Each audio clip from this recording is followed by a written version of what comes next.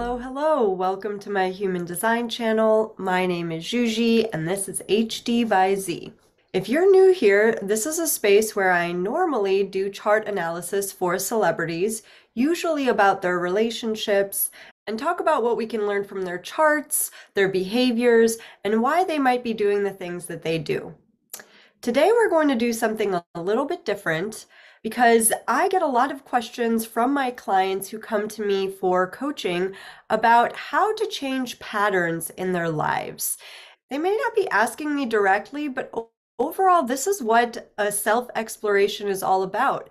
Understanding yourself so that you can experience life differently and maybe you can do things a little bit differently. But before we get into all of that, I just want to remind you that my master suite of workshops will be available in the show notes in a link down below. It's 30 workshops, which includes a video for each, all under 25 minutes long, and a downloadable PDF workbook so that you can follow along. It's a self-paced program for anybody who wants to dive deep into human design. The original price is $1,200, but for you guys, it's $888 for the year of 2024, which is the number 8 in numerology. I will also include in the show notes a link to my website where you can see that I do readings, coaching, speaking, and I run an online group for women called the Beehive. It's a group coaching program which also includes all of my workshops. It's a space where you can come and be yourself, and we would love for you to join us. All right, so let's get into today's topic. Recently, I was watching a reel, which was an excerpt from the Drew Barrymore show where she was interviewing Megan Fox. And Megan Fox was talking about these patterns that we take on from our parents, from our caregivers, from childhood. You know, we've had a lot of time to get used to this idea that our childhood shapes who we are through the teachings of Freud and Jung and all of that. And so we've become really good at identifying certain behavioral patterns. And I truly believe that human design is unique in that it helps us get even more detailed about identifying these patterns. And one of the reasons human design says that we want to identify the patterns is because it helps us to decondition.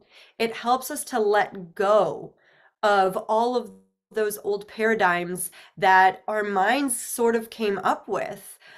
Dr. Gabor Mate says, trauma isn't what happens to us, it's what happens inside of us.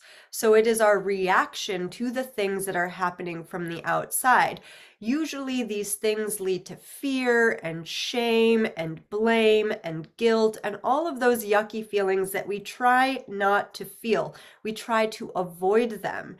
And so we come up with these coping mechanisms that make it easier for us to function. And they may have been easier for us to function when we were young.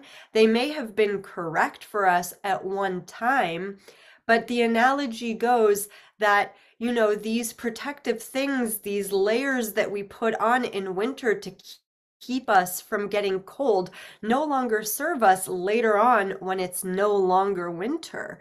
So as adults, these old patterns are stuck in our psyche, in our system, in our way of being, and we want to let go of them, but how? So I was recently doing a reading for somebody, and they were really starting to understand and identify some of their behavioral patterns based on their chart, based on their upbringing. And they wanted to know, like, how do I get rid of this? And over the years, I have come up with a very effective way to undo some of that conditioning. So like I said, we spend a lot of time avoiding the yucky feelings. Even when we're in therapy, we're kind of skirting around the yucky feeling. And in fact, therapy is one of those things where I feel like it's really good at the initial identification process, but it's not necessarily something that is a solution long term. Right? Because what you're doing is you're scratching at an old wound over and over and over again, and it doesn't really get you anywhere after a time. So, how do we heal these wounds for good? Well, as I say, the only way out is in. So, usually these triggers or these patterns don't really show themselves until they're right in front of your face, right? Something happens between yourself and someone, and it starts feeling familiar after a while. And you're like, you know what? I actually don't like being in dramatic relationships. Or actually, I don't like going to work and feeling like my boss is constantly mad at me.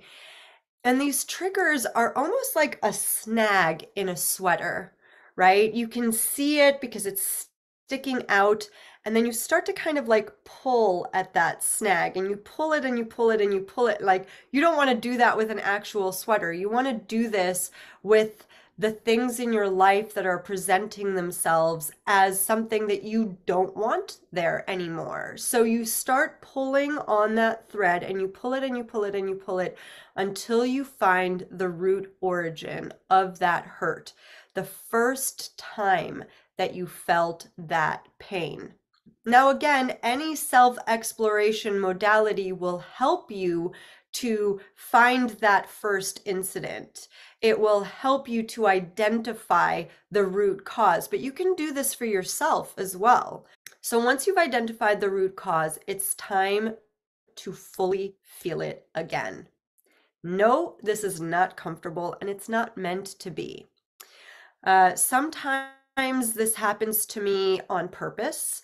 Like, I decide that I'm having a hard time and I go for a walk in nature, or I sit comfortably on a couch. I turn on some relaxing music, usually with no words. I light a candle, and I allow myself to be transported back to that time, back to that first incident, and I let the hurt in. I let myself fully feel the hurt again. And listen, if you're doing this right, it's going to cause some tears. Now, I know that people cry in therapy, they cry in sessions with me. That's totally fine. This is a different kind of crying. Crying when nobody is there, nobody's watching you. You don't have to like make sure your makeup is okay. You don't have like, you can just fully ugly cry for as long as you need. Allow yourself that time and that space. Usually there's like a physical pain that comes up. For me, it's usually in my chest, and I have like a hard time breathing as well. So ugly crying, snot dripping down your nose, shallow breathing, feeling the hurt, fully feeling the hurt, wailing if you need to, screaming if you need to. Let it all out. Because odds are the original wound, the thing that happened in the beginning, you weren't crying at that time. Or maybe you cried about it once and didn't really allow yourself to think about it since. But that imprint is inside of you. It's imprinted on you. And until you cry it out, until you fully release it, you can't move on from it. It's not possible. We hold memories in the cells in our bodies, and so crying is a way to fully release those memories. And usually, what happens after a really intense session like this is you're going to feel a little bit hollow. There's going to be a little bit of this like empty feeling inside. And that empty feeling is good. It's neutral. It's a point of neutrality. You've excavated all of that caca in your psyche, in your system, and now there's a blank space there, right? And now you can fill that space intentionally, right? You are no longer basically a prisoner of that incident. Because to be sure, we are prisoners of our behaviors that we don't know how to change. So basically, this is a way to set yourself free from prison. And this is what I've learned throughout the years of my own deconditioning process, is that once something has been flushed out fully from your system, maybe if something was a really deep pain, you're going to need more than one session of crying it out. You may think that you got everything out, and you may have thought that you had gotten to the origin root of something.